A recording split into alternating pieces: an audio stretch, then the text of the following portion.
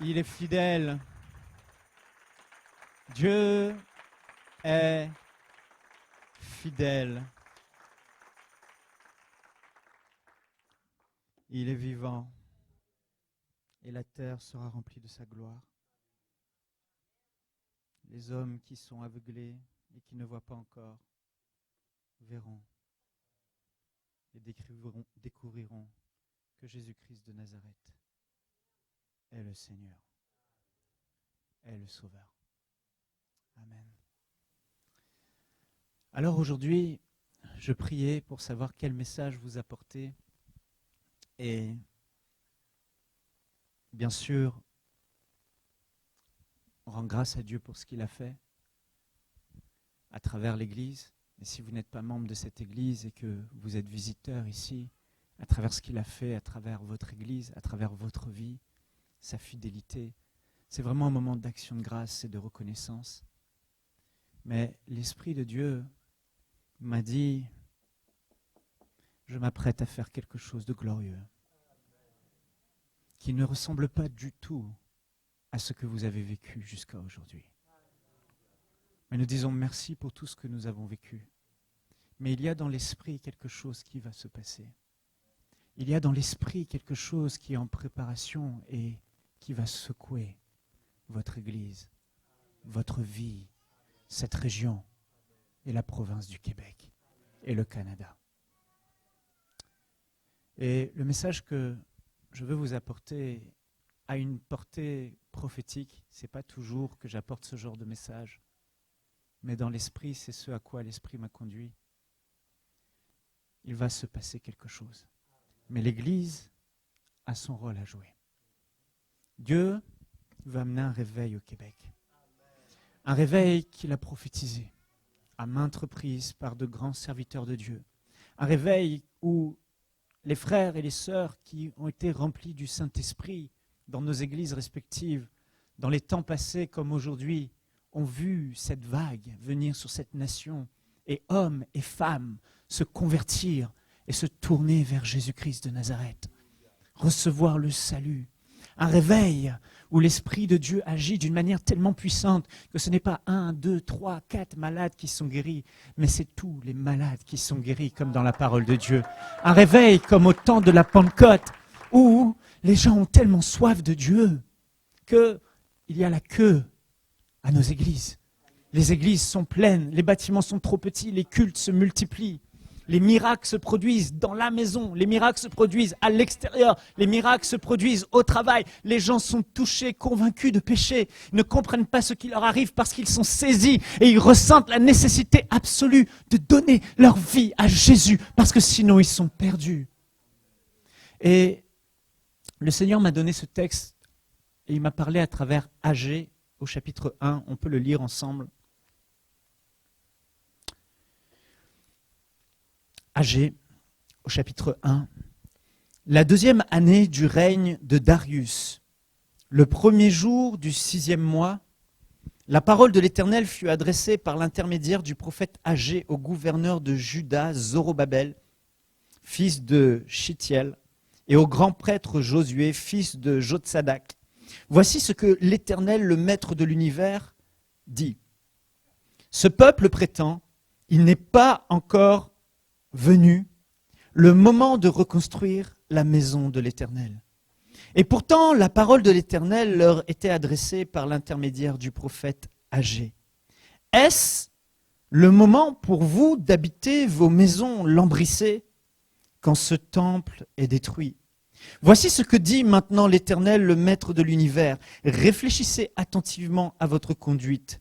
Vous semez beaucoup, vous récoltez peu. Vous mangez et vous n'êtes pas rassasiés. Vous buvez et vous n'êtes pas désaltérés. Vous êtes habillés et vous n'avez pas chaud. Le salaire de celui qui travaille tombe dans un sac percé.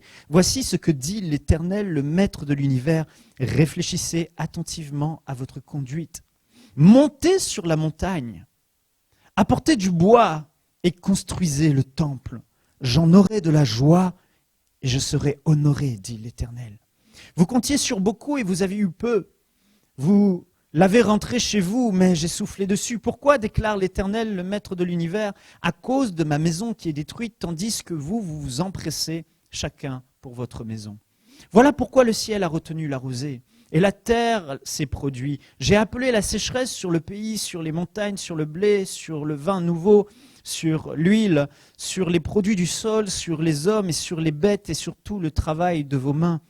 Zorobabel, le grand prêtre Josué et tout le reste du peuple écoutèrent la voix de l'Éternel, leur Dieu, et les paroles du prophète Agé, conformément à la mission que l'Éternel, leur Dieu, lui avait confiée. Et le peuple fut saisi de crainte devant l'Éternel. Agé, le messager de l'Éternel, dit au peuple, d'après l'ordre de l'Éternel, je suis moi-même avec vous, déclare l'Éternel. L'Éternel réveilla l'esprit du gouverneur de Juda, Zorobabel, l'esprit du grand prêtre Josué et l'esprit de tout le reste du peuple. Ils vinrent et ils se mirent à l'œuvre dans la maison de l'Éternel, le maître de l'univers, leur Dieu, le 25e jour du 6e mois, la 2e année du règne du roi Darius. Le 21e jour du 7e mois, la parole de l'Éternel fut adressée par l'intermédiaire du prophète Agé. Parle au gouverneur de Juda, Zorobabel, au grand prêtre Josué et au reste du peuple, dis-leur, quel est parmi vous le survivant qui a vu ce temple dans sa première gloire? Et comment le voyez-vous maintenant, tel qu'il est? Ne paraît-il pas comme rien à vos yeux? Maintenant, fortifie-toi, Zorobabel, déclare l'Éternel. Fortifie-toi, Josué. Fortifie-toi, peuple tout entier, déclare l'Éternel, et travaillez, car je suis moi-même avec vous, déclare l'Éternel, le Maître de l'univers. Conformément à l'engagement que j'ai conclu avec vous quand vous êtes sortis d'Égypte, mon esprit est au milieu de vous. N'ayez pas peur. En effet, voici ce que dit l'Éternel, le Maître de l'univers, une fois encore, et dans peu de temps, je ferai trembler le ciel et la terre, la mer et le sec. Je ferai trembler toutes les nations, les trésors de toutes les nations afflueront, et je remplirai de gloire ce temple, dit l'Éternel, le Maître de l'univers. L'argent m'appartient, l'or m'appartient, déclare l'Éternel, le Maître de l'univers. La gloire de ce dernier temple sera plus grande que celle du premier, dit l'Éternel, le Maître de l'univers. Et c'est dans ce lieu que je donnerai la paix, déclare l'Éternel, le Maître de l'univers. Alors, cette parole a été adressée au peuple d'Israël dans un contexte précis. Mais cet après-midi, frères et sœurs, prenez cette parole comme une parole prophétique pour l'Église de Jésus-Christ, l'Église du Québec, pour vous-même et les promesses que Dieu vous a faites et qui ne se sont pas encore accomplies dans votre vie, ces grandes promesses que Dieu a déposées dans vos cœurs, ces rêves qui sont là et qui ne se sont pas encore accomplis. Parce que le Seigneur, à travers ce message qu'il a adressé à Agé, veut aujourd'hui nous adresser le même message. Le peuple d'Israël avait un temple majestueux construit par Salomon, le temple de Dieu, le temple de Jérusalem, et les nations du monde entier venaient admirer ce temple qui était extraordinaire, hors norme, avec les grands trésors à l'intérieur. Et tout le monde venait à Jérusalem pour regarder ce temple. Et voici que l'armée de Babylone, 500 ans à peu près environ avant Jésus-Christ, avant que Jésus ne vienne sur cette terre, l'armée de Babylone a détruit ce temple. Et le temple de Jérusalem a été complètement dévasté et il s'est retrouvé en ruine. Le peuple d'Israël, bon nombre de Juifs se sont retrouvés esclaves en captivité à Babylone. Et Dieu a permis que le peuple soit libéré de l'esclavage. Ils sont revenus d'exil de Babylone pour revenir en Israël. Et quand ils sont revenus, ils ont retrouvé le temple de Dieu complètement détruit, la maison de Dieu complètement dévastée. Elle n'avait plus la gloire qu'elle avait dans le passé. Et voici que l'Esprit de Dieu, leur a demandé de rebâtir sa maison. Ils ont essayé de la rebâtir, mais il y avait des ennemis, il y avait des difficultés, il y avait des attaques dans leur vie, il y avait des problèmes de toutes parts dans leur vie personnelle, dans la nation. Et l'ouvrage était tellement énorme à accomplir qu'ils se sont découragés. La montagne de travail, les ingénieurs, les pierres, la reconstruction, le bois, des années et des années pour rebâtir la maison. Et face à l'ampleur de la tâche du travail qu'il y avait, ils se sont découragés. Et ils sont retournés à une vie ordinaire, une vie monotone, une vie où ils n'ont plus fait du royaume de Dieu la priorité, mais ils ont fait la priorité de leur propre maison. La maison de Dieu, qui représente le royaume de Dieu, n'était plus la priorité de leur cœur, l'investissement de leur argent, l'investissement de leur temps, de leur énergie, de leur capacité, de leur talent. Mais voilà que, avec la lassitude, la fatigue, les épreuves, l'ampleur de la tâche qui surmontait invraisemblable, ils sont retournés à s'occuper chacun de leur propre maison, de leur propre vie. Et voici que Dieu suscite le prophète Agé dans ce passage qu'on a lu. Et il va susciter également le prophète Zacharie dans cette même saison. Et le prophète vient, Agé, et transmet ce message au peuple. Écoutez, voici, il est temps pour le peuple de Dieu de s'investir dans la reconstruction de la maison de l'Éternel. Il est temps de mettre de côté les priorités que vous avez, qui sont vos priorités, et vous dites, ce n'est pas le temps de rebâtir la maison de l'Éternel, là où la gloire de Dieu va venir, mais il est temps de s'occuper de nos propres vies et de nos affaires en priorité, de nos maisons. Et Dieu va dire, vous dites que le temps n'est pas venu de rebâtir la maison, mais vous dites que c'est le temps pour vous, et vous vous occupez de vos maisons lambrisées. Ces maisons lambrisées, ce sont quoi? C'est ces bois qu'on prend, qu'on achète de valeur et qu'on tapit sur nos maisons. Et le peuple d'Israël travaillait, accrochait du bois sur leur propre maison, passait leur journée à s'occuper de leur propre maison, délaissant la maison de Dieu, mettant au second plan le royaume de Dieu. Et Dieu parle, Dieu prophétise, Dieu dit, « Hey, la promesse est toujours là. Je n'ai pas changé de plan. Je n'ai pas changé mon plan. Je n'ai pas changé mes promesses. Mes promesses sont toujours valables. Ne soyez pas découragés. Fortifiez-vous. Prenez courage. » Dieu les encourage. Et ils disent, vous faites toutes ces choses, vous vous occupez de vos propres affaires et de vos propres maisons. Et vous investissez tellement de temps et d'énergie là-dedans, au lieu de l'investir dans le royaume de Dieu. Mais vous le faites pour avoir plus, vous le faites pour être bien. Et pourtant, vous n'êtes pas si bien. Dieu les encourage en disant, si vous vous occupez en priorité de ma maison, de mes promesses, de mes intérêts à moi, de mon royaume, moi, je m'occuperai des vôtres. Souvenez-vous de ce que Jésus a dit. Il a dit, ce sont les inconvertis qui s'occupent de ces choses et qui s'inquiètent pour toutes ces choses et qui ont pour préoccupation toutes ces choses. Recherchez, premièrement, le royaume de Dieu et sa justice. Le règne de Dieu sur cette terre soit votre priorité. La justice, cette vie juste qu'il vous demande de vivre, soit votre priorité. Toutes ces choses vous seront données par-dessus. Ne vous inquiétez pas pour vos maisons. Ne vous inquiétez pas pour votre avenir. Occupez-vous de mon règne. Occupez-vous de ce que je veux faire. Occupez-vous de mon plan. Et moi, je m'occuperai du reste. Le peuple, Dieu leur dit, réfléchissez. Arrêtez-vous un instant et réfléchissez à votre conduite. Voici ce que je veux faire. Il y a tellement d'âmes qui souffrent, qui doivent être sauvées. Et j'ai besoin de vous pour les sauver.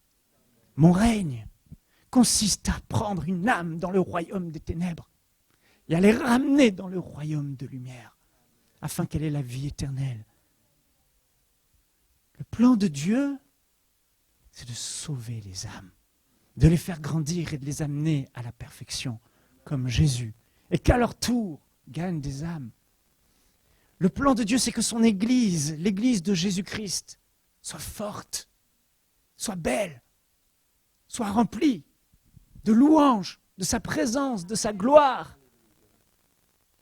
Et Dieu dit, le temps est venu de s'occuper de mon royaume et d'en faire vraiment une priorité.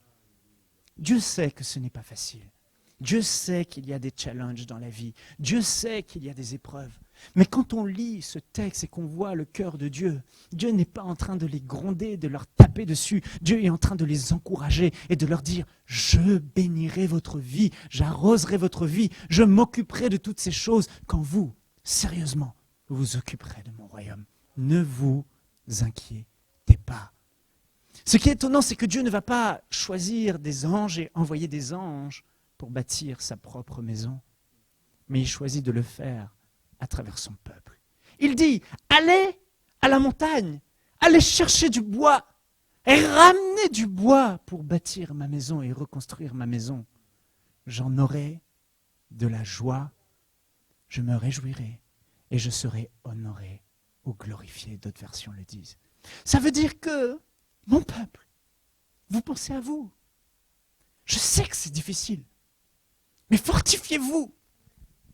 Si vous voulez me réjouir, si réellement Dieu est notre Dieu, c'est-à-dire notre raison d'être, notre Seigneur, c'est-à-dire notre Maître, celui pour qui on vit, comme Paul le dit, si Christ est mort pour nous, ce n'est plus pour que nous vivions pour nous-mêmes, mais pour que nous vivions pour celui qui est mort et ressuscité pour nous. Nous vivions pour ses intérêts. Si nous voulons suivre l'exemple de notre Seigneur, de notre frère aîné, Jésus-Christ de Nazareth, qui sur cette terre a dévoué sa vie pour amener le règne de Dieu et le royaume de Dieu, disant, ne savez-vous pas que je dois m'occuper des affaires de mon Père? Amener du bois, c'est amener vos talents, vos prières, vos dons, votre générosité, vos finances, vos moyens, tout ce que vous avez reçu de Dieu pour que son règne vienne et que les âmes soient sauvées. Toutes les 2 secondes, des âmes vont en enfer. Des gens souffrent partout et ont besoin d'une chose. Que l'Église se lève, qu'on prenne notre position, qu'on se motive. La promesse est là, mais la promesse ne s'accomplira pas toute seule. Dieu ne va pas claquer des doigts et faire en sorte que tout à coup, le temple soit reconstruit. Frères et sœurs, que voulons-nous? Est-ce que nous voulons voir cette ville de Sherbrooke sauvée? Est-ce que ces promesses et ces rêves que Dieu a mis dans votre cœur, qu'il a dit, je t'utiliserai pour, je ferai de toi une source de ceci, de cela, de bénédiction. Est-ce que ces promesses et ces rêves qui sont là dans ton cœur, tu crois qu'ils vont s'accomplir comme ça? Non. Il faut se fortifier. Il faut travailler. C'est ce que le Seigneur dit. Fortifie-toi, homme de Dieu. Fortifie-toi, Zorobabel. Fortifie-toi, Josué. Et fortifie-toi, peuple tout entier. Parce qu'il y a une œuvre que je veux faire. Il y a un mouvement de l'esprit que je veux amener, dans lequel nous ne pourrions pas rentrer, à moins qu'il y ait un peuple qui, ensemble, se mette en harmonie au travail, à la prière, à la consécration, individuelle, collective, pour voir le règne de Dieu venir et s'accomplir. Dieu dit, souvenez-vous de la première gloire de cette maison. L'Église repense souvent à ce que Dieu a fait dans le passé. Les miracles extraordinaires pour ceux qui étaient là, qui s'en souviennent, qui l'ont vu, qui l'ont connu. Les âmes qui se convertissent. Au Québec, il y a quelques années, des mouvements de l'esprit extraordinaires, des malades guéris, à Paris, en France aussi, en région parisienne, et partout ensuite dans toute la France, dans le nord de la France. Il y a eu dans la francophonie un mouvement de l'esprit où le règne de Dieu est venu. Mais aujourd'hui, Dieu dit, et voit sa maison, et dit, il s'apprête à faire quelque chose de nouveau, de plus grand, de plus fort, de plus glorieux, de plus extraordinaire.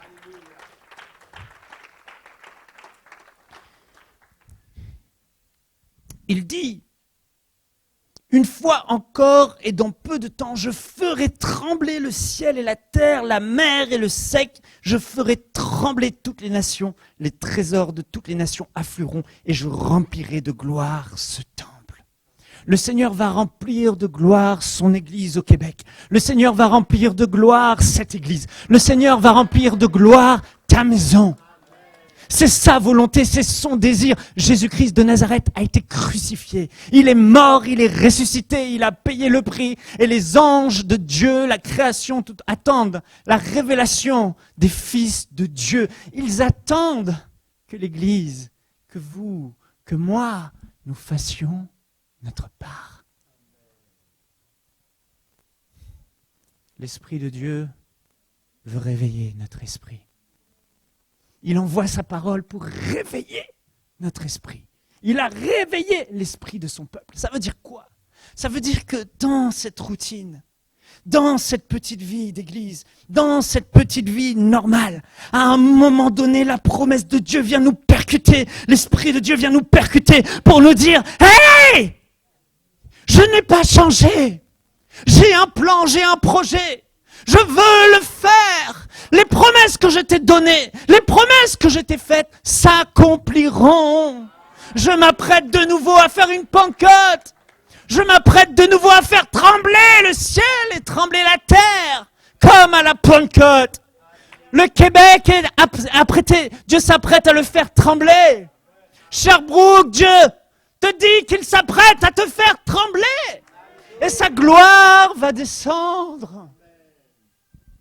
Que l'Esprit de Dieu réveille ton esprit afin que tu puisses voir, croire, réaliser que si nous nous mettons au travail, si nous nous consacrons, si nous apportons le bois, chacun notre part, il va se passer quelque chose dans le royaume de Dieu et dans l'Église.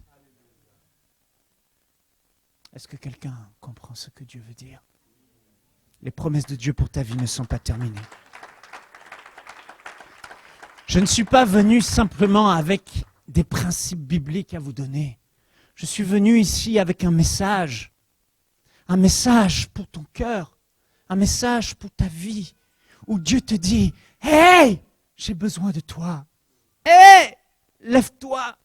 Lève-toi pour bâtir mon royaume. » Plus que jamais. Et je vais accomplir cette promesse. La gloire de cette dernière maison sera plus grande que celle de la première.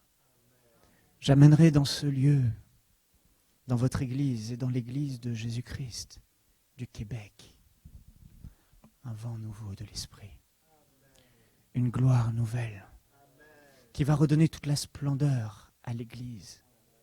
Beaucoup d'entre nous, nous sommes là, nous regardons l'Église, et c'est parfois difficile. Parfois, certains se demandent même, mais pourquoi je viens? Est-ce que Dieu est vraiment, pleinement, toujours là, avec nous, avec moi? Le Seigneur dit, ses promesses n'ont pas changé. Ce qu'il a promis, il va le faire. Mes peuples de Dieu, laisse la promesse pénétrer à nouveau ton cœur. Laisse la grandeur de Dieu et de sa promesse pénétrer ton cœur pour que tu y crois, que tu y œuvres, et afin qu'on puisse le voir. Alléluia. Dieu va sauver le Québec. Dieu va sauver Sherbrooke. Dieu va remplir de gloire cette église. Dieu va te remplir du Saint-Esprit et tu ne seras même étonné de voir ce que Dieu va faire à travers ta vie que tu juges parfois si misérable, si facile. Souviens-toi de ces fois où tu as pleuré dans sa présence, où tu étais seul, se souvenant de ses promesses et de ce qu'il t'a dit qu'il ferait à travers ta vie. Ce que tes yeux verront. Aujourd'hui, le Seigneur veut ranimer cette flamme comme un nouveau départ dans ta vie. pour l'accomplissement de sa promesse. Alléluia.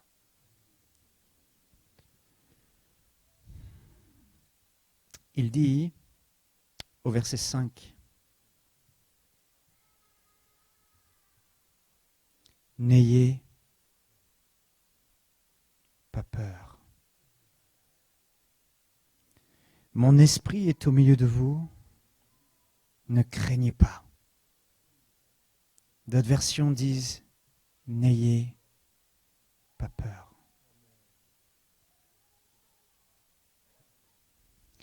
Dieu sait qu'il y aura un travail énorme. Dieu sait que la construction de ce temple qui représente la construction de son Église, de son royaume, demande de l'énergie, de l'investissement, des sacrifices. Dieu sait que l'ennemi attaque les vies et attaque l'Église pour empêcher la manifestation et l'accomplissement de sa promesse. Mais Dieu leur dit, ne craignez pas. Pourquoi ? Ne craignez pas parce que mon esprit est au milieu de vous.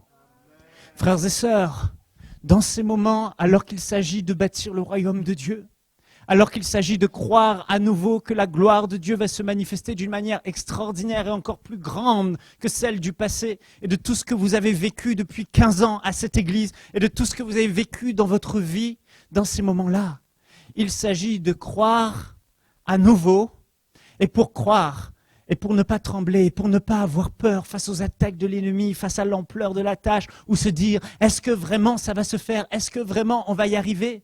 Il fallait des années de travail pour reconstruire, il fallait beaucoup de sagesse pour rebâtir ce temple. Mais voici, l'Esprit, Dieu dit, ne craignez pas, car mon esprit est là. Mon esprit est au milieu de vous.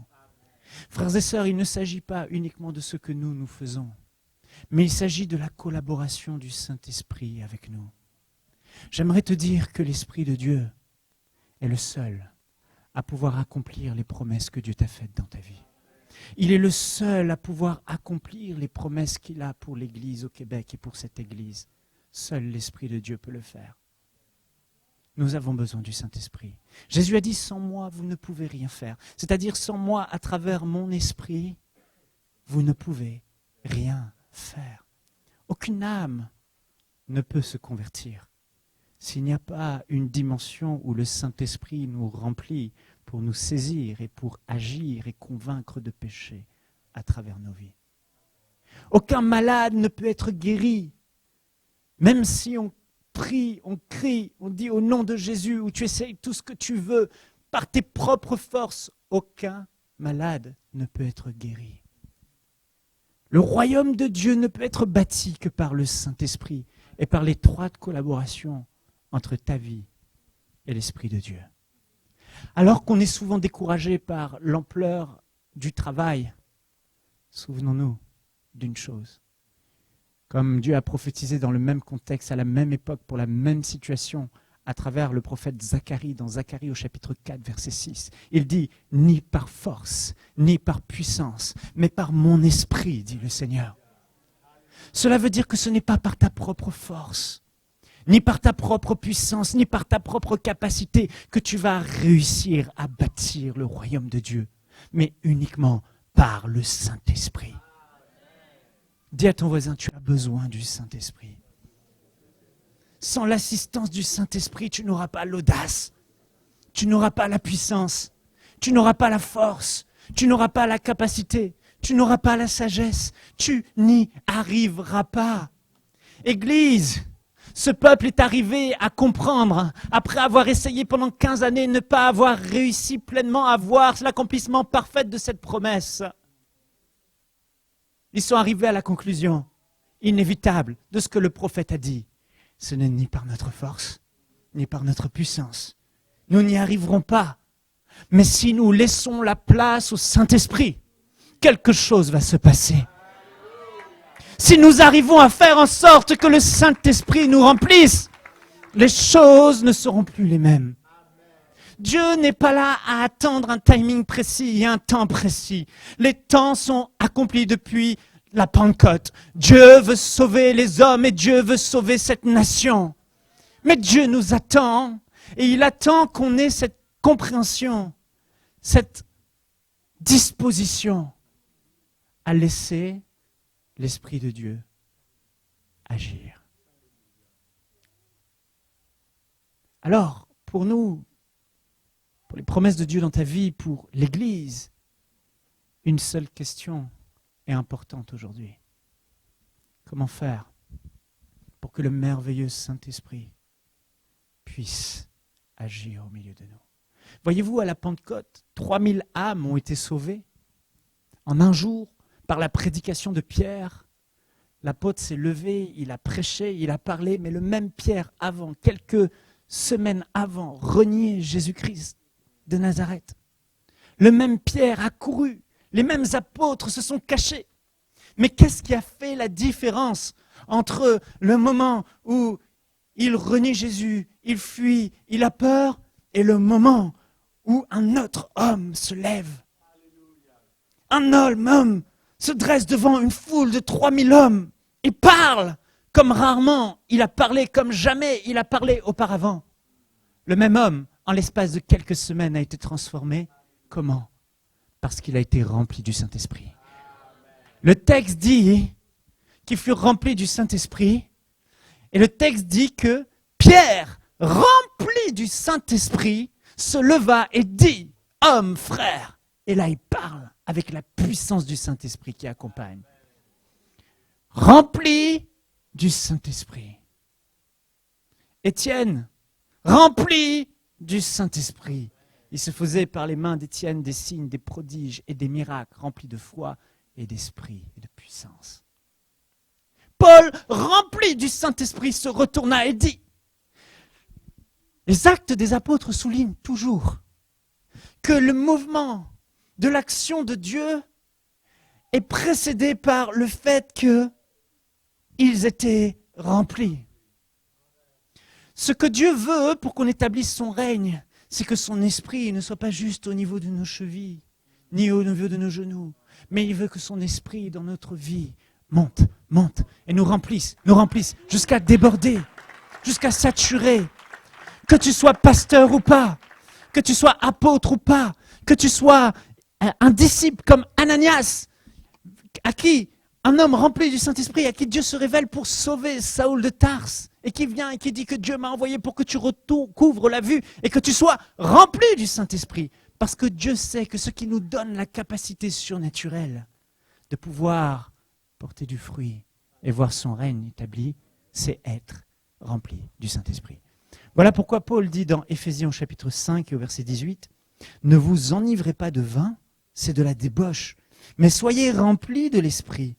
Entretenez-vous par des psaumes, par des hymnes, des cantiques spirituels, chantez et célébrez le Seigneur de tout votre cœur. Rendez toujours grâce pour tout à Dieu le Père et au nom de notre Seigneur Jésus, soumettez-vous les uns aux autres dans la crainte de Christ. » Voyez Paul, j'ai prêché sur ça récemment à l'église, à notre église, compare l'alcoolique, le vin, être rempli de vin, c'est de la débauche, à être rempli du Saint-Esprit.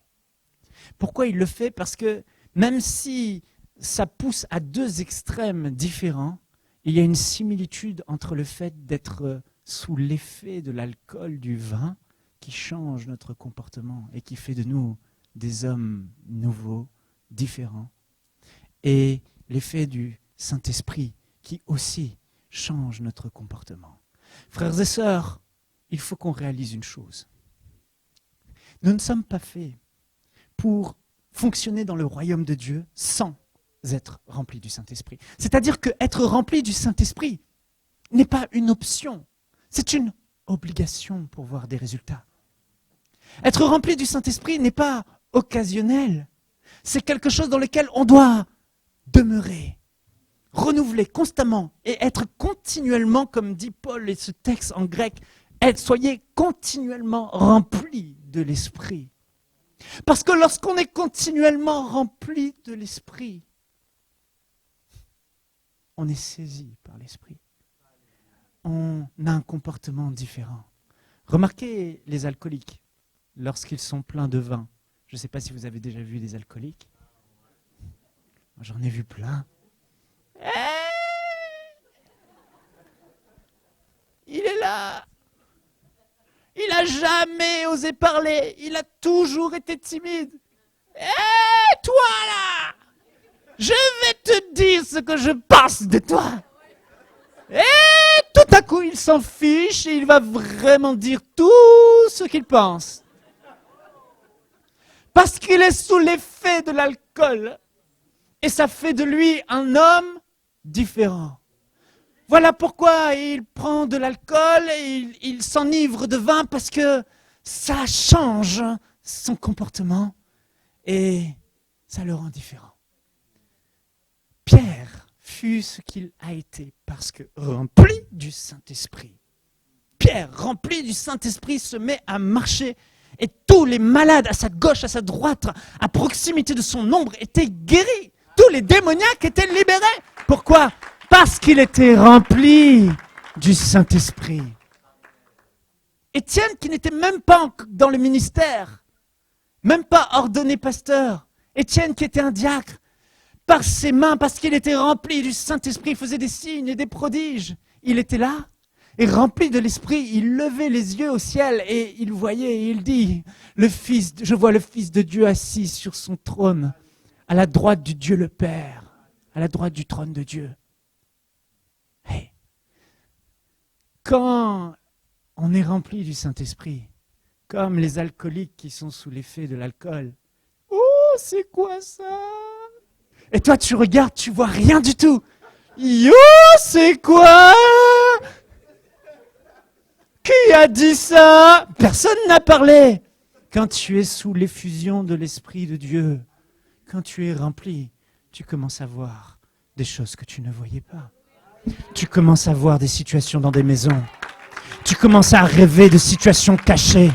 La nuit, tu dors et tu te réveilles le matin avec exactement la situation que tu retrouves face à toi dans la journée. Et tu as toutes les clés, la sagesse pour venir. Quand tu es rempli du Saint-Esprit, tu n'es plus dans le faire, tu es dans l'être. C'est-à-dire que il y a à l'intérieur de toi une vie supérieure. Comme Paul dit, la loi de l'esprit de vie en Jésus-Christ qui m'a franchi de la loi du péché et de la mort. Il y a une force qui me pousse. Ta main est saisie, ton bras est saisi. Des paroles qui sortent de ta bouche sont des paroles nouvelles. Quelqu'un te parle et tu entends la réponse à l'intérieur de toi et tu la proclames parce que l'Esprit de Dieu prend la place et prend le relais. Oh, que dans cette église, que dans vos vies, que vous êtes venus aujourd'hui, vous pouviez désirer le Saint-Esprit. Ne craignez pas, Dieu va le faire parce que son Esprit est au milieu de nous. Son Esprit est là pour faire ce qu'on ne peut pas faire. Son Esprit est là pour nous amener dans des chemins où nous ne pouvons pas aller par nous-mêmes. Mon frère, Dieu t'a donné des promesses et des paroles sur ta vie. Elles ne sont pas mortes. Juste en rentrant dans sa présence, en demeurant dans sa présence, en cultivant la présence du Saint-Esprit, la flamme du don que Dieu a mis en toi va être réactivée. Cette parole est pour quelqu'un qui ne vit plus ce qu'il vivait il y a quelque temps. Mais l'Esprit de Dieu dit, ravive la flamme, remplis-toi à nouveau du Saint-Esprit, car je ne me suis ni repenti de mes dons, ni repenti de mon appel. Quand tu es rempli du Saint-Esprit, tu ne te fais plus de tracas, ni de problèmes de cœur, ni de soucis par rapport à ce que les gens te disent. Ça t'est égal. Mais quand tu n'es pas rempli du Saint-Esprit, tu as presque l'impression de redevenir le vieil homme que tu étais avant de connaître Jésus. Tu es né de nouveau, l'Esprit de Dieu habite dans ton esprit, tu as ton nom inscrit dans le livre de vie, mais tu ne reconnais plus tes pensées. Tu ne reconnais plus, tu as des tentations que tu n'avais plus et qui reviennent et tu deviens charnel.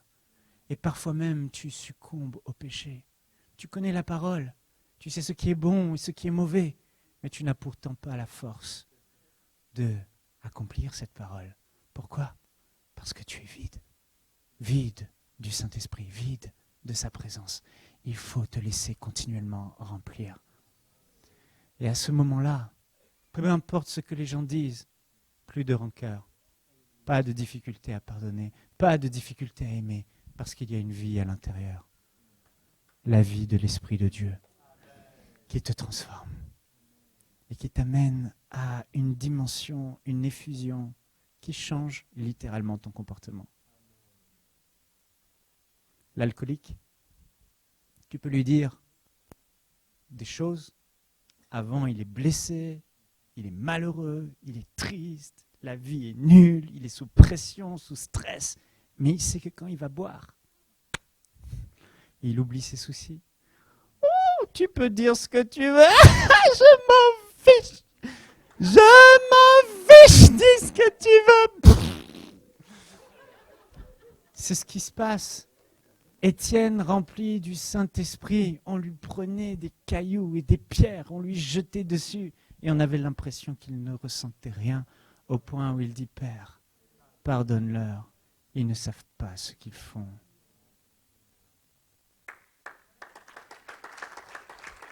Père, ne leur impute pas ce péché. Père, fais-lui grâce. Ils ne voient pas, ils ne savent pas, ils ne savent pas. Et là, la Bible dit, il s'endormit, alors qu'il a le visage plein de sang. C'est ce qui se passe quand tu es sous l'effusion du Saint-Esprit. Les gens voient Christ à travers toi. Les gens entendent Christ.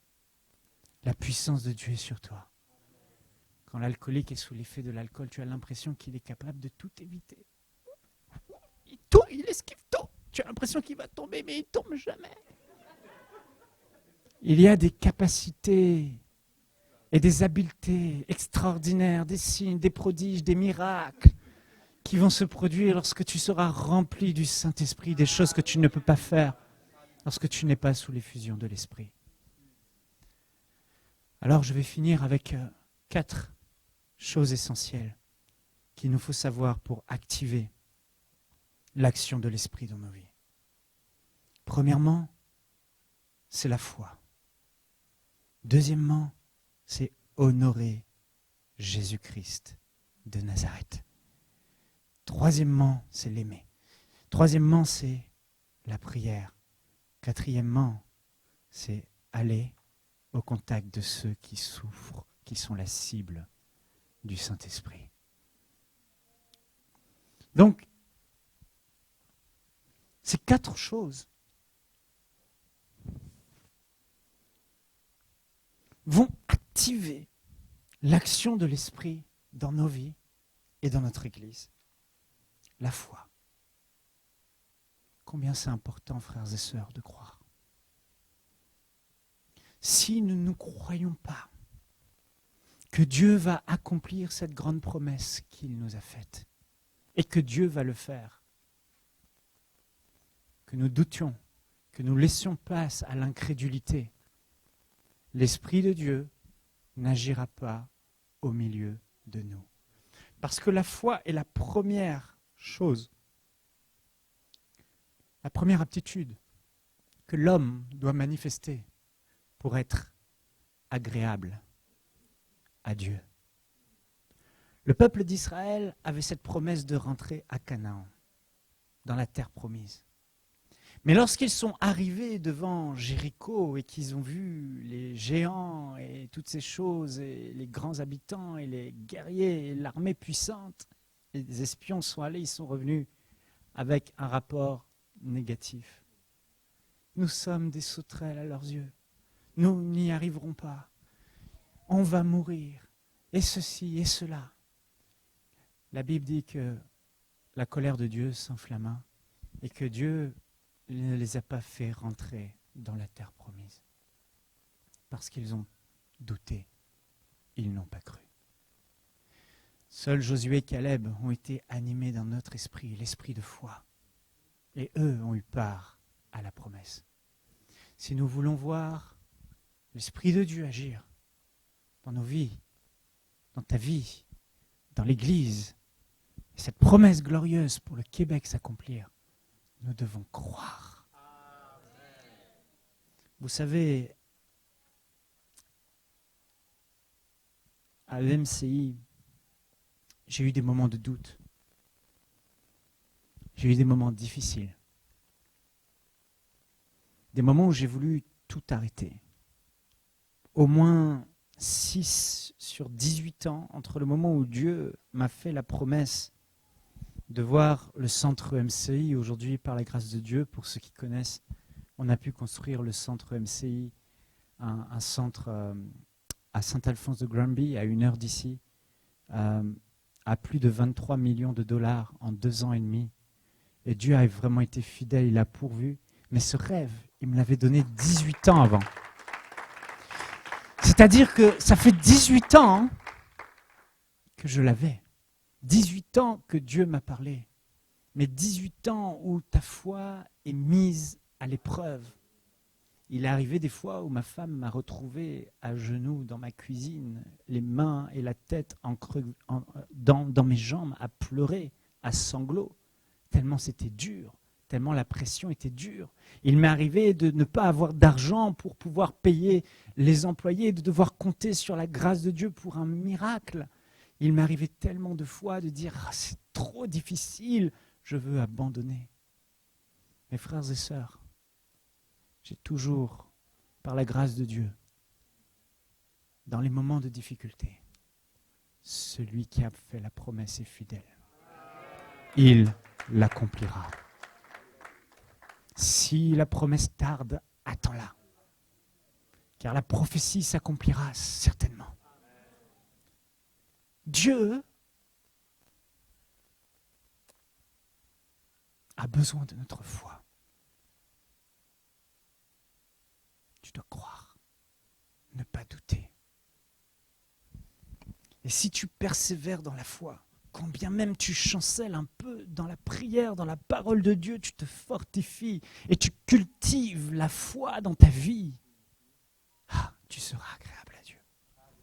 Et l'Esprit de Dieu va agir de plus en plus puissamment à travers toi, à travers ta vie, à travers ton Église. La foi, ce n'est pas croire en sa propre capacité, mais la foi, c'est croire en la capacité du Saint-Esprit. Des gens qui disent « on va y arriver » parce qu'ils croient dans leur propre capacité, ce n'est pas la foi. La foi, c'est croire que, comme Paul, Dieu a dit à Paul, c'est dans ta faiblesse que ma puissance va s'accomplir. Tu te sens incapable, tu ne te sens pas capable, mais tu y vas comme marchant sur l'eau. Tu te dis, si Dieu n'intervient pas, je vais tomber. Si Dieu n'intervient pas, ce sera l'humiliation totale. Mais ce qu'il a dit, il va le faire. Frères et sœurs, jamais, jamais, jamais, il ne m'a abandonné.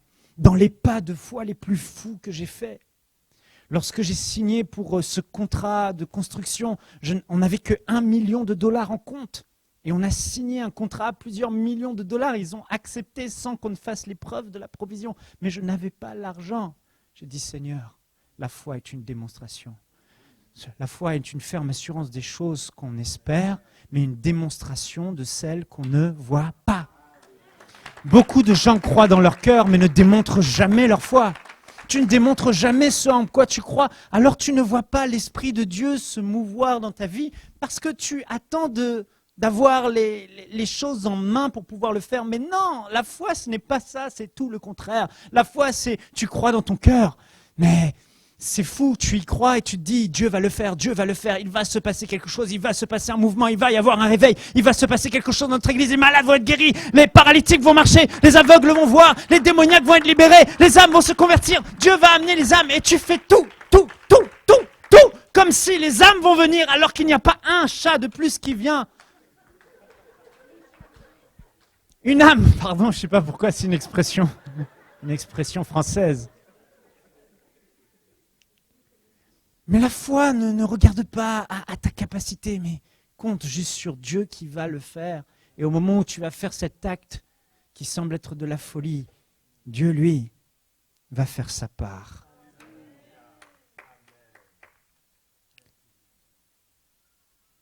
Comment cultiver une atmosphère de foi ?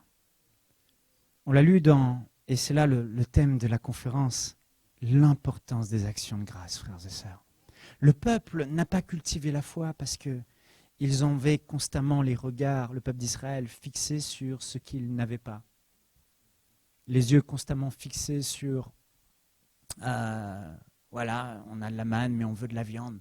On veut manger de la viande, on en a marre. Et il se lamentait, il se lamentait, il se lamentait. Les lamentations, les plaintes, face à ce que tu n'as pas, face à ce que tu ne vois pas, face au manque de fruits, au manque de choses que tu vois, vont tout faire sauf cultiver une atmosphère de foi. Si tu veux cultiver une atmosphère de foi dans ton église, dans ta vie, il va falloir absolument que tu fermes ta bouche aux lamentations, que tu tues les lamentations. Et le seul moyen de tuer les lamentations, c'est de développer l'action de grâce. L'action de grâce constante. C'est-à-dire que de notre bouche ne sortent jamais de lamentations, ne sortent jamais de plaintes. C'est une décision qu'on prend de toujours rendre grâce à Dieu en toutes choses, pour tout. Merci Seigneur pour ce que tu as fait dans ma vie, dans notre Église, ces dernières années. Merci Seigneur pour chaque âme que tu as sauvée. L'apôtre Paul disait dans Éphésiens au chapitre 5, comme on l'a lu, « Entretenez-vous par des psaumes, des hymnes, des cantiques spirituels, chantez et célébrez le Seigneur de tout votre cœur, rendez toujours grâce pour tout à Dieu le Père. » Il dit que c'est comme ça qu'on se recharge dans le Saint-Esprit, c'est comme ça qu'on renouvelle le remplissage du Saint-Esprit dans notre vie. Les actions de grâce et l'adoration. Vous voulez cultiver la foi dans votre cœur. Vous voulez toujours marcher dans la foi afin de voir l'Esprit de Dieu se mouvoir. Action de grâce. Merci pour les choses même qui te semblent insignifiantes par rapport aux promesses que Dieu a. Je parlais avec le pasteur Mohamed Sanogo, si vous le connaissez, et il m'a dit, tu sais Michael, moi j'ai vu, Dieu m'avait dit de faire des campagnes d'évangélisation, et il passe son temps à faire le tour de la Côte d'Ivoire et d'autres pays, à faire des campagnes d'évangélisation. Aujourd'hui, il me dit, je commence à vivre depuis, je crois, ces 3 dernières années, 80% de guérison et 20% d'échecs. C'est-à-dire que dans ces réunions, il met des chaises sur un côté dans ses campagnes et il aligne tous les aveugles sur ces chaises, tous les paralytiques sur ces chaises.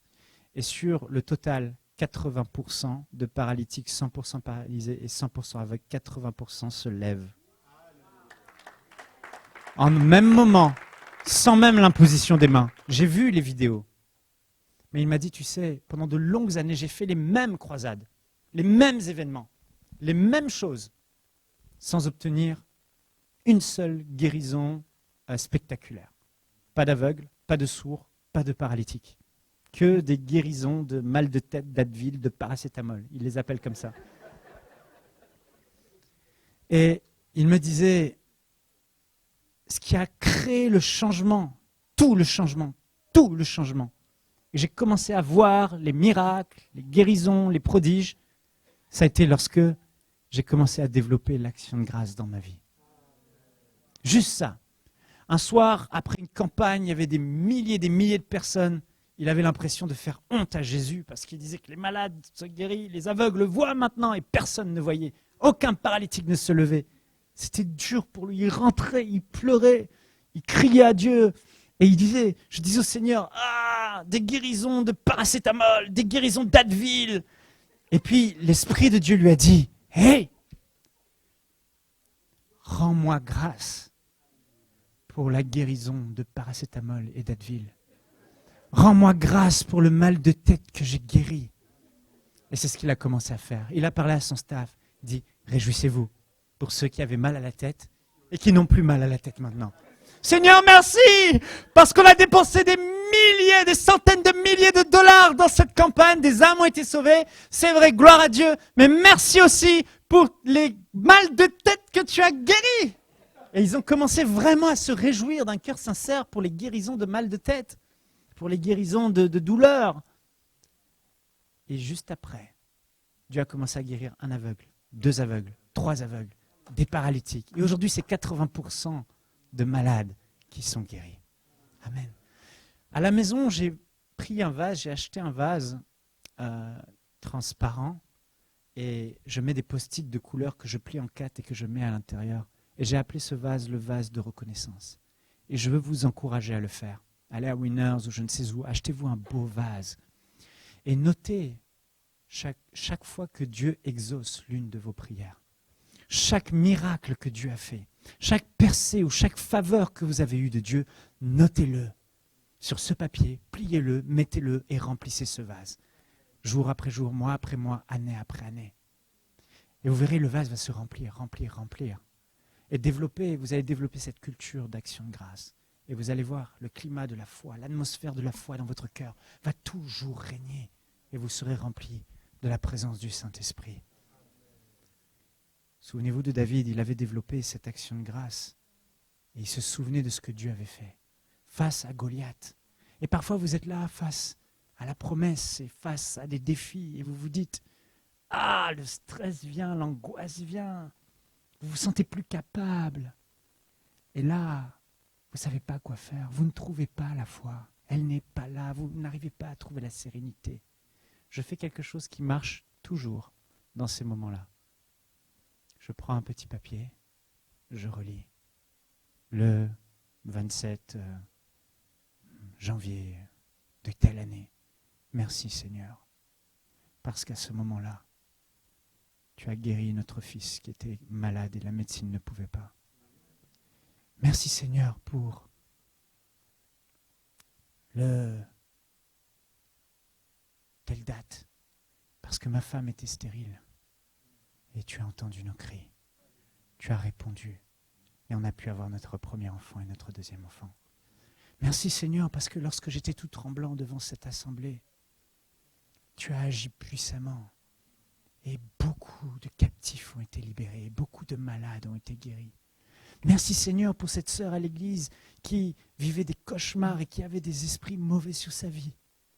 Et elle a été libérée en l'espace de quelques minutes. Et aujourd'hui, sa vie est totalement transformée. Vous vous souvenez de ce que Dieu a fait pour vous et ce que Dieu a fait à travers vous. Et combien sa fidélité est grande. Mon âme bénit l'Éternel et n'oublie aucun de ses bienfaits. C'était la grande force du roi David. Cultivez cela dans vos vies. Et vous pourrez faire comme David, alors que vous étiez face à Goliath. L'Éternel qui m'a délivré de la griffe du lion et de la patte de l'ours, de la gueule du lion et de la patte de l'ours, me délivrera aussi de ce Philistin. Ça cultive la foi. Vous êtes remplis de foi. Alléluia. Parce que c'est une chose de voir que Dieu agit à travers les autres et pour les autres dans la Bible, c'est autre chose de croire et de se souvenir qu'il le fait pour vous aussi, à travers vous, aussi avec vous. L'autre chose qui cultive la foi, c'est l'atmosphère de la louange. La louange, frères et sœurs, fera tomber les murailles de Jéricho. J'ai un problème avec les chants actuels. Et je dis vive les bons vieux chants chrétiens. Pourquoi ? Parce qu'on a du mal à retenir les messages de ces chants qui sont très compliqués, les mélodies. Mais combien on se souvient des bons vieux cantiques ? À toi la gloire, ô ressuscité. À toi la victoire pour l'éternité. Oh mon problème, vois-le paraître, c'est lui, c'est Jésus. Mon sauveur, mon maître, pour... Alléluia! Oh, ressuscité! Et tu es dans la fournaise, tu es dans les difficultés, mais tu chantes la victoire de Christ. Tu proclames les louanges et les cantiques. À Gethsémane, Jésus chanta des cantiques à les moments difficiles de sa vie. Lorsque Paul et Silas se sont retrouvés en prison après avoir été flagellés, frappés, qu'est-ce qu'ils faisaient ? Ils chantaient des cantiques. Apprends des cantiques, des chants de louanges qui montent dans ton cœur et qui activent la foi, qui activent la présence de Dieu, qui activent la louange afin que tu te défocalises des difficultés, des problèmes. Parce que tu t'entretiendras dans la présence de Dieu et tu entretiendras ta foi avec de la louange. Apprends des chants, chante-les, même si ce n'est que 3 et que c'est toujours les mêmes. Tu verras ce qui va se passer dans ta vie. Le peuple d'Israël, de Jéricho, c'est par la louange que les murailles sont tombées. Les murailles de l'incrédulité vont tomber dans ta vie lorsque tu te mettras sérieusement à louer Dieu de tout ton cœur, chantant des hymnes et des psaumes à la gloire de Dieu. Tu te dis, mais pourquoi j'ai ça? Pourquoi ça dure depuis si longtemps? Dieu te dit, chante de tout ton cœur des cantiques pour ma gloire. Élève mon nom, chante de tout ton cœur. Ces murailles d'incrédulité vont tomber. Les chaînes de captivité vont éclater. Les verrous des portes des prisons vont s'ouvrir. Parce que la louange active la foi. Et la foi active la présence de l'Esprit dans ta vie. J'accélère. Je vais aller beaucoup plus vite pour les autres points. Le deuxième point qui va activer la présence de l'Esprit dans ta vie, l'action de l'Esprit, c'est d'honorer Jésus-Christ de Nazareth. Vous savez, le Saint-Esprit n'a pas besoin qu'on parle de lui. Il n'a pas besoin qu'on le chante, on l'élève. On peut le faire, il est Dieu. Mais l'Esprit de Dieu est là pour accomplir sur cette terre le mandat qui est dans le cœur du Père. Qu'est-ce que le Père a comme mandat? Qu'est-ce qu'est son désir, sa volonté? Il a dit que il avait donné à Jésus-Christ, son Fils, toute la gloire.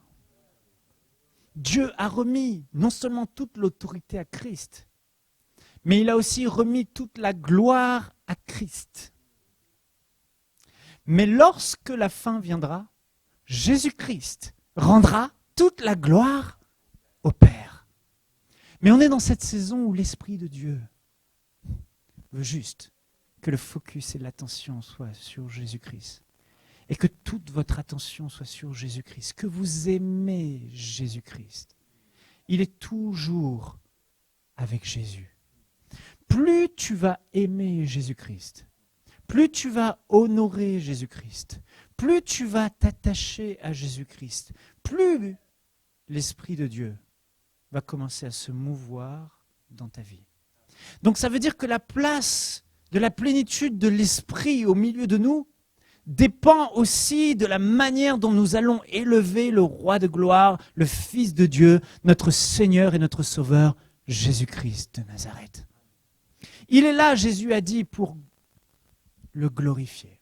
Il a dit, le Saint-Esprit me glorifiera. Le Saint-Esprit est là pour rendre Jésus réel, élever Jésus. Alors, mon frère, ma sœur, j'aimerais te dire que si aujourd'hui tu veux honorer Jésus-Christ, tu veux l'aimer, je vais juste rapidement vous lire quelques versets de ce que Jésus a dit. L'Esprit est toujours derrière la parole, et la parole de Dieu, c'est Jésus-Christ. Et l'environnement que l'Esprit aime, c'est celui de Jésus-Christ. Il veut voir Jésus, il veut entendre Jésus, il veut qu'on prêche Jésus, il veut qu'on parle Jésus, il veut qu'on loue Jésus, il veut qu'on aime Jésus et il veut qu'on obéisse à Jésus-Christ. Honorer Jésus-Christ, c'est honorer sa parole, c'est garder ses commandements, c'est-à-dire c'est obéir à ses ordonnances et les mettre en pratique. L'Esprit de Dieu va être libéré à la mesure où vous honorez Jésus-Christ, donc vous honorez sa parole, donc vous honorez la parole de Dieu. Plus tu vas honorer la parole de Dieu dans ta vie, en la méditant, en la connaissant, en la faisant demeurer en toi, en la pratiquant, en étant fidèle à tout ce que Jésus a dit pour lui être agréable et pour accomplir sa volonté, plus tu verras l'Esprit de Dieu se mouvoir dans ta vie au milieu de toi. Jean 14, 21. Jésus dit, celui qui a mes commandements et qui les garde, c'est celui qui m'aime. Et celui qui m'aime sera aimé de mon Père, je l'aimerai et je me ferai connaître à lui. Donc Jésus mesure la manière dont on l'honore et on l'aime à la manière dont on garde ses commandements. Il va dire même que celui qui ne garde pas ses commandements ne les met pas en pratique dans sa vie. Ça ne veut pas dire que ça ne peut pas nous arriver de dévier, mais on revient toujours dans la bonne trajectoire. Jésus dit que, même le verset suivant, vous pouvez afficher le 22,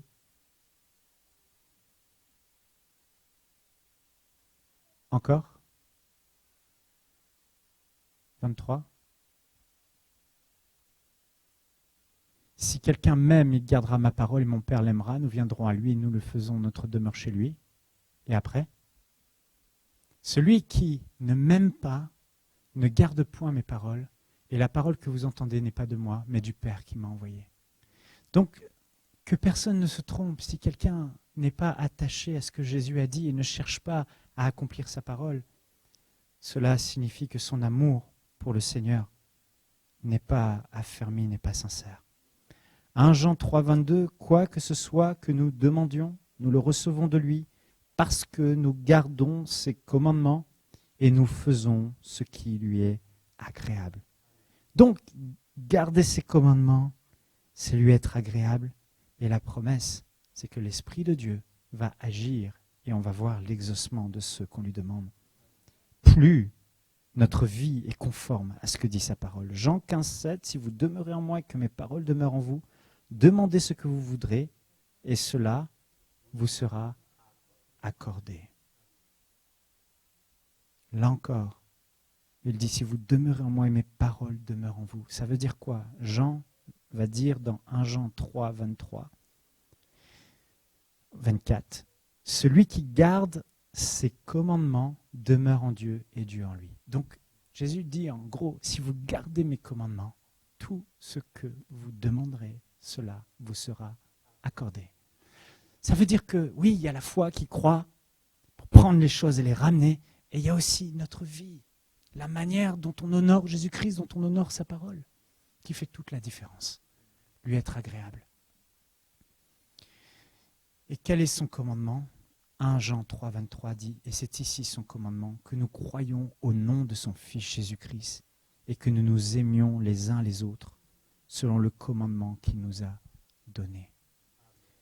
Donc, l'une des choses les plus importantes est le commandement que le Seigneur nous a donné et dont Jean souligne et souligne toujours, plus important, c'est qu'on croit que Jésus-Christ est le Fils de Dieu, le Seigneur et le Sauveur que Dieu a envoyé. Ça, c'est un fait.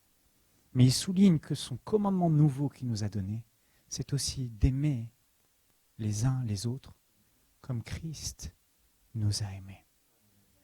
Ça veut dire que plus dans ta vie tu vas marcher dans l'amour, plus dans ta vie tu vas aimer comme Christ t'a demandé d'aimer, plus tu obéiras à sa parole et plus tu l'honoreras. Aimer comme Christ nous a demandé d'aimer, c'est aimer ceux qui sont difficiles à aimer. C'est pas juste aimer ceux qui nous aiment. Les païens font ça aussi, quelle gloire y a-t-il? Mais quand tu commences à rentrer dans cette dimension où vraiment tu aimes comme Christ a aimé ce commandement nouveau qu'il nous a donné, c'est aimer ceux qui te persécutent, c'est aimer ceux qui te font du mal, c'est aimer ceux qui te maltraitent, c'est aimer ceux qui disent des choses en mal de toi, c'est les bénir, c'est leur faire du bien, c'est pratiquer du bien, c'est aimer ceux qui ne peuvent pas te rendre en retour, c'est rendre visite à ceux qui sont seuls, c'est rendre visite à ceux qui souffrent, c'est faire du bien à ceux qui n'ont pas les moyens de te le rendre. Aimer comme Christ, c'est tout ça. Donc, il ne peut pas y avoir de manque de pardon dans nos vies. Il ne peut pas y avoir de personnes, quand on honore Jésus et qu'on l'aime, de personnes qu'on haït. Même ceux qui nous ont fait du mal, on leur pardonne toujours. On leur fait du bien. Et d'ailleurs, ce sont même eux qui seront davantage la cible de la manifestation de notre amour que ceux qui ne nous persécutent pas. Parce qu'on veut tellement honorer le Maître et lui être agréable qu'on va faire du bien à ceux qui nous ont fait du mal, en priorité. Voyez-vous, honorer Christ, c'est aimer comme Christ nous a aimés. C'est garder son cœur dans la pureté, son corps dans la pureté, dans la sanctification. C'est quoi qu'il te demande, tu le fais. La troisième chose qui va cultiver et activer la présence du Saint-Esprit dans notre vie, c'est la prière. Frères et sœurs, un appareil qui n'est pas connecté à la source ne peut pas fonctionner correctement. Tu ne peux pas fonctionner correctement si tu ne passes pas de temps avec le Seigneur. Et si tu es venu ici cet après-midi et que ta vie de prière n'est pas réelle, n'est pas concrète, n'est pas intime avec le Seigneur, tu ne pourras pas vivre cette vie nouvelle qu'il t'appelle à vivre parce que tu ne verras pas d'effusion de l'Esprit sans la vie de prière. Tu dois avoir une intimité avec Dieu. Quand j'ai démarré l'œuvre d'enseignement.com qui est devenue MCI TV, le Seigneur m'a parlé au début et il m'a dit, Michael, en me réveillant un matin, j'ai prophétisé. Il m'a dit, le seul lien qu'il y a entre cette œuvre et moi, c'est la prière. La prière. C'est avec la prière que tu vas bâtir le royaume de Dieu. La prière individuelle, mais la prière aussi collective. Frères et sœurs, s'il vous plaît, vous êtes là, j'ai presque fini. Je sais que vous êtes là. Écoutez, ce que Dieu veut pour votre vie, c'est que vous n'ayez pas une vie de prière juste individuelle. Le gros problème de l'Église aujourd'hui, c'est l'individualisme dans la prière. Le réveil, la gloire, l'effusion de l'Esprit, que ce soit dans les temps anciens, dans tous les réveils que la terre ait connus, ou que ce soit dans la parole de Dieu, dans Actes, à la Pentecôte, l'effusion de l'Esprit a eu lieu au moment où ils étaient tous réunis ensemble dans Actes 2 et ils priaient et ils cherchaient Dieu dans la prière. Ça veut dire que dans nos vies, que ce soit à la maison, en famille, que ce soit à la maison ou chez quelqu'un avec des amis, des frères et sœurs, que ce soit à l'église locale, ensemble, il faut croire à nouveau dans la puissance de la prière d'accord. Oh, qu'il est bon, qu'il est doux pour des frères de demeurer ensemble, c'est comme l'huile qui, répandue sur la tête, descend sur la barbe. L'onction va couler lorsqu'on sera ensemble, comme simplement, avec un cœur sincère, à chercher le cœur de Dieu. Vous savez, la main de Dieu n'est pas reliée à sa tête, elle est reliée à son cœur. Le lépreux arriva vers Jésus. Il se jeta par terre, se prosterna. Il dit, Seigneur, si tu veux me rendre pur, je peux être purifié. La Bible dit, Jésus, ému de compassion, étendit sa main. Si on veut que Dieu étende sa main, il faut toucher son cœur. La main de Dieu est reliée à son cœur. Il faut chercher la personne et non la main. Il faut chercher le cœur de Jésus et non sa main. Il faut chercher le cœur du Père et non sa main. Chercher son cœur, c'est chercher ses intérêts. Toute réunion de prière à prier pour nos petits besoins matériels et nos petits choses matérielles, c'est bien, mais c'est chercher sa main. Si on veut toucher son cœur, c'est se réunir pour prier pour les âmes et pleurer pour les âmes. Si on veut toucher son cœur, c'est prier pour que son règne vienne. Si on veut toucher son cœur, c'est s'intéresser à ce qui l'intéresse lui. Si on veut chercher son cœur, c'est désirer sa présence. Parce qu'on aime juste sa présence. C'est lui qu'on cherche. Et quand dans ta vie personnelle, tu cherches sa personne et non pas sa main, tu ressens sa présence. Si tu recherches sa main, tu ne ressens rien et ton expérience est vide. Je ne dis pas qu'on ne peut pas prier pour nos besoins, pas du tout. Mais ce que je veux dire, c'est que sa présence vient, comme Paul dit, lorsqu'on le contemple. Nous tous qui, le visage découvert, contemplons comme dans un miroir la gloire du Seigneur Jésus. Nous sommes transformés de gloire en gloire par le Seigneur, l'Esprit. C'est dans la contemplation de Dieu, de qui il est, dans la louange, dans l'adoration, dans l'élévation de Dieu, à travers la prière, que là, tu commences à être rempli. Acte 2, ils priaient ensemble, le lieu trembla, ils furent remplis du Saint-Esprit. Après les menaces, acte 4, ils se réunissent à nouveau. Père, vois leurs menaces. Ils prient à nouveau ensemble. Et de nouveau, effusion de l'Esprit. Pierre n'était pas seul chez lui. Ils étaient ensemble. Frères et sœurs, nous devons réactiver la prière d'accord. Jésus a dit là où 2 ou 3 sont assemblés. Que l'Église rentre dans une dynamique qu'elle n'a jamais encore connue au niveau de la prière. Une dynamique nouvelle, où on sait qu'en le cherchant, en priant ensemble et en cherchant son règne, sa face, il va commencer à se produire des choses qui ne se produisaient pas avant. Amen.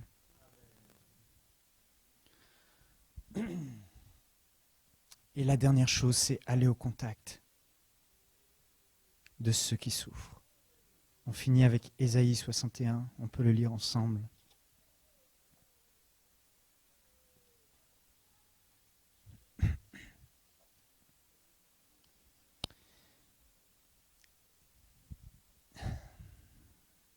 L'Esprit du Seigneur, l'Éternel, est sur moi, car l'Éternel m'a oint pour porter de bonnes nouvelles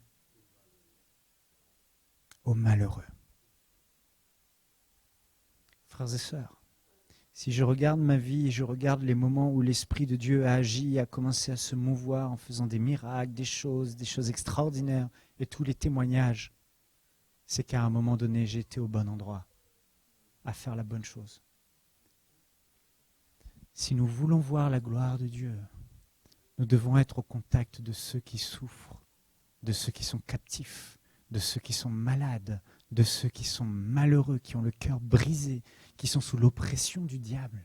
Et c'est là que l'Église va voir l'onction de Dieu se manifester. Parce que l'onction de Dieu a été donnée à l'Église, pas pour notre propre ventre, mais a été donnée à l'Église pour que les œuvres du diable soient détruites, que les jougs éclatent, que les malades soient guéris et que les captifs soient rendus libres. C'est ce qu'on voit dans Isaïe 61. Prophétiquement, sur la vie de Jésus, l'Esprit du Seigneur, l'Éternel, est sur moi, car l'Éternel m'a oint pour porter de bonnes nouvelles à qui? Aux malheureux. Il m'a envoyé pour guérir qui? Ceux qui ont le cœur brisé, que des gens qui souffrent, pour proclamer aux captifs la liberté, captifs, aux prisonniers la délivrance, pour publier une année de grâce et un jour de vengeance de notre Dieu, pour consoler les affligés, pour accorder aux affligés de Sion, pour leur donner un diadème au lieu de la cendre, une huile de joie au lieu du deuil, un vêtement de louange au lieu d'un esprit abattu, afin qu'on les appelle les térébinths de la justice, une plantation de l'Éternel.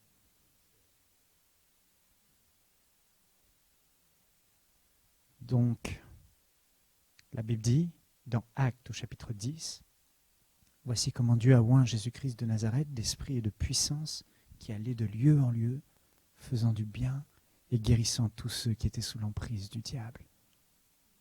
Il faut se lever et avec la foi, avec ce que tu as, commence à aller vers ceux qui souffrent, ceux qui sont dans le besoin autour de toi. Commence à dire. Peut-être que ta vie, à toi, elle est pas super.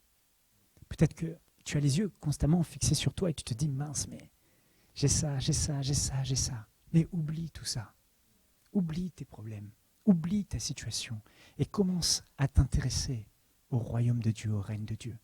Tu verras que Dieu lui-même va régler ta situation, une faveur, une grâce, des choses d'avant que tu soupirais avant et tu n'arrivais pas à voir vont commencer à se manifester.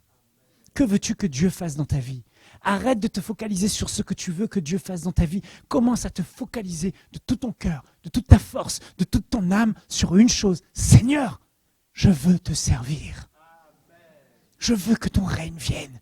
Je te fais don de ma vie. Je mets ma vie sur l'autel. Je m'abandonne à toi. Je vis pour toi. Tu es ma priorité. Tout en gardant l'équilibre de la famille. Mais tu es ma priorité. Et vous verrez que là, vous allez commencer à vous intéresser aux autres. Lui, il est malade. C'est pas grave si toi, quelque part, tu n'as pas réussi à avoir la victoire sur ton combat.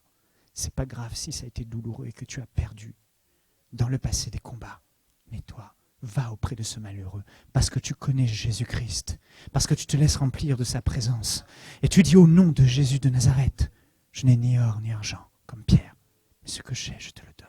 Tu lui dis, au nom de Jésus, sois guéri. Au nom de Jésus, je prie pour toi, que Dieu console ton cœur. Au nom de Jésus, je prie, ça m'est arrivé à tellement de reprises de dire devant ces personnes, Seigneur, cette personne n'a pas de foi, mais touche-la afin qu'elle puisse croire en toi. Et la personne se met à tomber, à pleurer, à crier sur ses péchés, alors qu'elle ne connaissait pas le Seigneur. Mais tu oses. Et si ça ne se passe pas, ça ne se passe pas, c'est pas grave, mais ose être la lumière, ose être le sel, ose parler, ose prophétiser, ose déclarer. Tu es dans une situation et il y a le mal, tu dis, je prophétise dans cette maison, dans ta vie, même si on te prend pour un fou, je prophétise au nom de Jésus-Christ que ta maison sera sauvée. Je prophétise que cette maladie va te quitter. Je prophétise que tes insomnies vont cesser au nom de Jésus-Christ. Et tu verras, il va commencer à se passer des choses. La foi est une démonstration. Mais ça commence par le fait de s'oublier soi et de commencer à penser aux autres et au règne de Dieu. Amen. On va se lever. Si on veut bien jouer d'un instrument, pasteur, je peux prier encore? Ouais.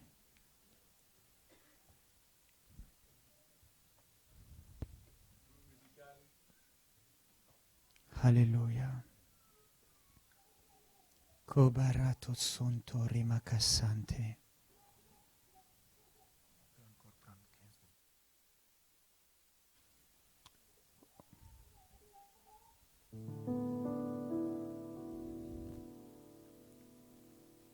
Oh, Esprit de Dieu. Esprit de Dieu. Fermons nos yeux dans sa présence. Korabasota yaramashete horobodisande. Tebrakati yarabasoto yoroboshete te yorobosoto. Seigneur, nous sommes devant toi. Seigneur, j'ai prêché ta parole avec beaucoup d'imperfections. Mais je te rends grâce parce que le Saint-Esprit est au milieu de nous. Et tu accomplis la parole dans les cœurs maintenant. Seigneur, ces frères et ces sœurs qui sont venus, cette Église qui m'a accueilli, je prie, Esprit de Dieu, que tu allumes une flamme nouvelle. Nous te disons merci pour tout ce que tu as fait dans nos vies respectives. Et merci pour tout ce que tu as fait à travers cette Église.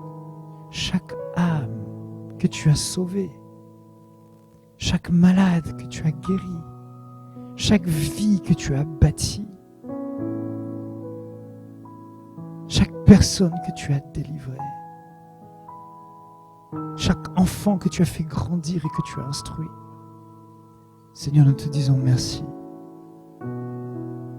Merci pour ton œuvre. Aujourd'hui, et dans cette conférence, nous voulons simplement fixer les yeux sur ce que tu as fait.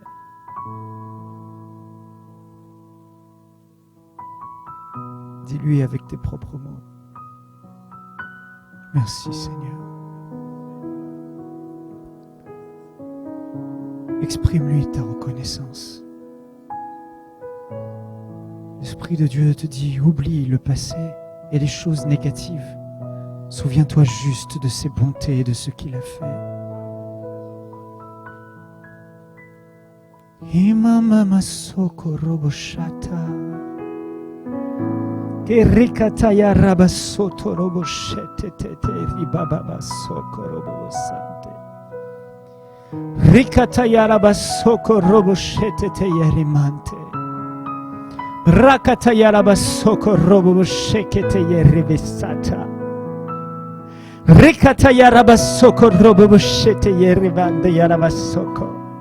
Seigneur, merci pour ce que tu as fait. Merci pour ta grâce que tu as déversée dans nos vies. Merci pour la mesure de l'onction que tu nous as déjà donnée. Mais Seigneur, comme on en a parlé, comme je l'ai dit, il y a ta promesse sur cette nation. Il y a ta promesse, c'est ce que tu veux faire pour le Québec. Il y a ta promesse, c'est ce que tu veux faire pour Sherbrooke. Seigneur, ton bras n'est pas trop court. Et ce que tu as promis, tu vas l'accomplir. Père, je prie que dans l'église, tu suscites et tu lèves des serviteurs et des servantes de Dieu. Je prie, Seigneur, que là où ils sont, tu viennes allumer un feu dans l'esprit. Saint-Esprit, tu viennes réveiller l'esprit de quelqu'un ce soir. L'Esprit de Dieu t'a amené dans ce lieu.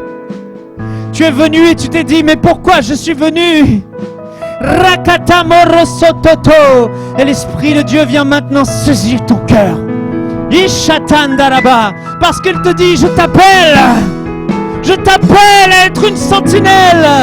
Je t'appelle à te tenir dans la prière. Je t'appelle à te tenir et à prier pour mon royaume, à prier pour mon règne, à prier pour les âmes. Je te vois rentrer dans une nouvelle dimension de l'esprit, une nouvelle dimension de la prière. Alors que tu avais délaissé la prière dans ta vie, alors que tu avais mis ces choses de côté, je vois l'Esprit de Dieu te refocaliser sur ton appel, sur la priorité, sur son royaume. Au nom de Jésus, au nom de Jésus, au nom de Jésus. Oh, les distractions dans ta vie, les séries télévisées, les choses qui volent ton temps, les voleurs de temps, au nom de Jésus sont anéantis.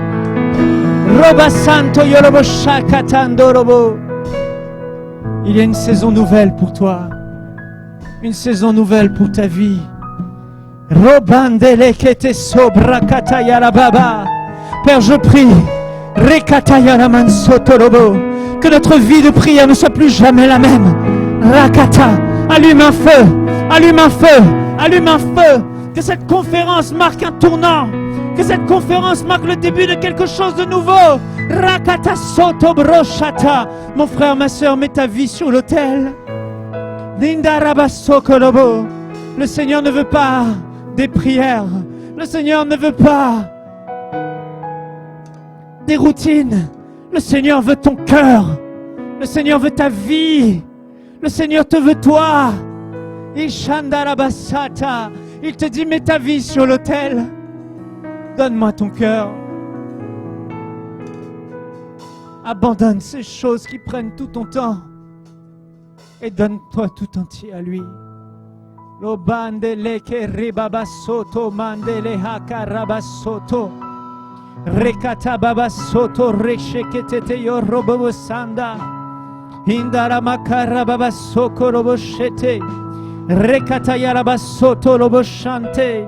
Rekata yarabasoko roboshata yarabambo. E barandoro soto. Rekata yarabasoto roboshete. Rekata yarabasoko romosonte. Rekata barabasoko roboshatata. Rakata yaramasobo robosante. Indara mama. Irna maramando risakandolo yosobo. Hey! Est-ce que tu crois que le Seigneur peut se servir de toi? Indara makorakasatata. Lève-lui, lève tes mains vers lui, lève tes mains vers lui. Indarama, Esprit de Dieu, touche cette peur, touche ce frère. Rakata Baba Sanda, l'esprit prophétique te saisit. Là où tu es, il te saisit. Il y a un tourbillon qui vient à l'intérieur de toi maintenant. Edandayarama sobrakatata, Irlakara Baba Sondo Lobo Shendei. Rande, rande, rande, roka sabababa, rekata yarabasoko.